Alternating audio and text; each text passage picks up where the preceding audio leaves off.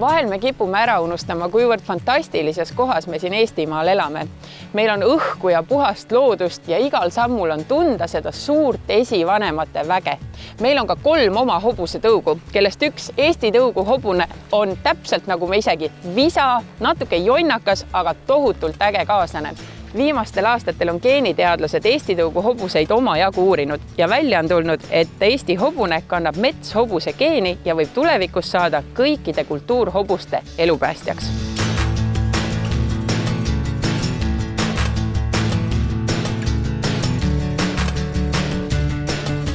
Metshobustel on ju siiamaani endale looduses ellujäämiseks vajalik kaitsevärvus.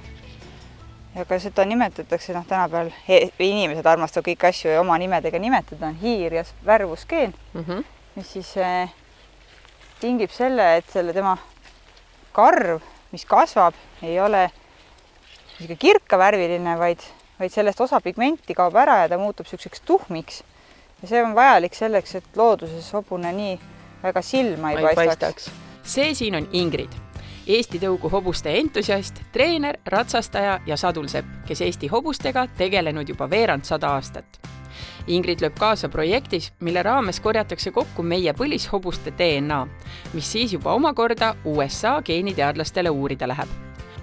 2016. aastal avastasid teadlased ühe põneva geeni, looduslikku kaitsevärvust edasi kandva hiiru geeni, mille kandjad on tuhmi värvi, üle selja jookseb tume jutt ning ka jalgadelt võib leida sebroidseid triipe. Et huvitav on hobuste puhul veel see, et mingisugusel hetkel sellesse geeni tekkis mutatsioon, ehk siis see geen hakkas muutuma ja tekkisid hobused, kellel seda värvust enam ei olnud. Ja hiljem siis loomulikult inimese jaoks tundus see kirkavärviline hobune ju palju põnevam. Ja sellega on nüüd juhtunud niimoodi, et kõikidel kultuurtõugudel tänaseks on see värvuse geen, ehk siis see kaitsevärvus täiesti kadunud. Kaitsevärvus tähendab laias laastus seda, et hobune ei paista oma loomulikust keskkonnast kuigi hästi välja, just nagu sebrad savannides. Kaitsevärvust on peale Eesti hobuse säilinud veel käputäiel tõugudel, nende hulgas näiteks Islandi hobusel või Shetlandi ponil. Oma isalt sai ta hiir ja värvus, ehk siis selle kaitsevärvuse geeni, aga emalt omakorda hõbedase ja hõbedane geen jällegi on niisugune lahjendav geen, mis tema musta värvuse, eriti pikkades karvades on valgeks muutnud hoopis, sellepärast on selline hele. Et see on täiesti, võib-olla tavainimese täiesti mõistetamatu müsteerium, aga ongi selline värvuste kompott temasse kokku saanud. Meie teine tänane peategelane on Antaris, aastane Eesti tõugutäkk, kes kannab endas seda sama haruldast hiirugeeni, mis viitab metshobustest sugulastele kauges muinasajas. Kuigi Eesti hobuste seas on hiirugeeni kandjaid mitmeid, leidub ka teisi värve, mis tegelikult pole muud kui inimese silmale ilusana tundunud mutatsioonide järjepidev paljundamine. Võib öelda, et Eesti hobune on üks värvilisemaid hobusetõuge. Aga et armas hobusekauge televaataja tee ääres hobuse värvused ära tunneks, teeme kiire ülevaate. Pruun hobune, kel must saba ja lakk, on kõrb. Raudjas hobune on see, kes tundub punakas oranžikas. Roosakas hobune, kel tumedad jalad, lakk ja saba, on võik hobune. Vahel eksib sekka ka mõni moorapea. Ei saa unustada ka halle hobuseid. Lisaks veel mustad hobused ja kollased hobused ja need, kes meile lumivalgetena näivad, on tegelikult hoopis valkjas kollased hobused. Geenid mängivad viimasel ajal meie ühiskonnas ju meeletut rolli, kõikidelt eestlastelt korjatakse geenid kokku ja hobustel ju tegelikult samamoodi. Miks see geenide uurimine üldse oluline on? Eeskätt on ta oluline seetõttu, et siiamaani tegelikult nii eestlase või inimeste puhul kui ka hobuste puhul on suur müstika selles, kus nad ikkagi pärit on. Ja sellepärast on mitmed teadlaste grupid võtnud nõuks seda asja uurida.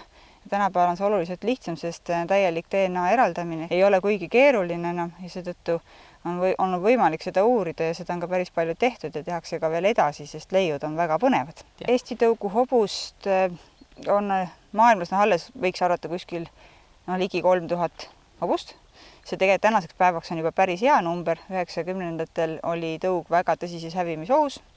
Huvi tema vastu oli väike ja tema geneetiline väärtus selleks hetkeks ei olnud veel nii laialdast kandepinda või kõnepinda. Ei olnud teada. Tegelikult Eesti hobuse, vaata mis ta maailmaplaanis nii oluline on see, et Eesti hobuse geenivariatsioon on hästi suur. et kui inimene on kultuurhobuse aretuses need nii-öelda geenid kokku kuivatanud ja hakkavad tekkima igasugused ju haigused ja nõrkused ja muud asjad, et siis sellised tõud, kus see geenivariatsioon on hästi laialdaselt levinud, võib saada kunagi kultuurhobuse päästjaks läbi oma geenide, mida ei ole enam nendel hobustel säilinud. No see on hästi keeruline teaduslik jutt, ega meiegi siin kõik mõista seda, kuidas seda oleks võimalik kasutada, aga igal juhul on maailma siis tähelepanu nendel mõnel tõul ja nüüd Eesti hobune siis oma läbi kõige värskemate uuringute, kus tuvastati, et Eesti hobuse nii-öelda isaliin jookseb mööda suuremast osast kogu Euroopa koduhobuste populatsioonist, siis selle hobuse vastu on tähelepanu praegu väga suur ja seda uuritakse kindlasti edasi. Ja sellepärast on meil ka kõigile hobuseomanikele üleskutse, et saata või korjata hobustelt jõhvkarvasid koos nääpsudega ja lähetada need siis otseselt, tegelikult mina korjan kokku praegu mina ja saadan need edasi siis Texase A&M ülikooli USA-s, kus siis üks teadlaste rühm selle Eesti hobusega tegeleb.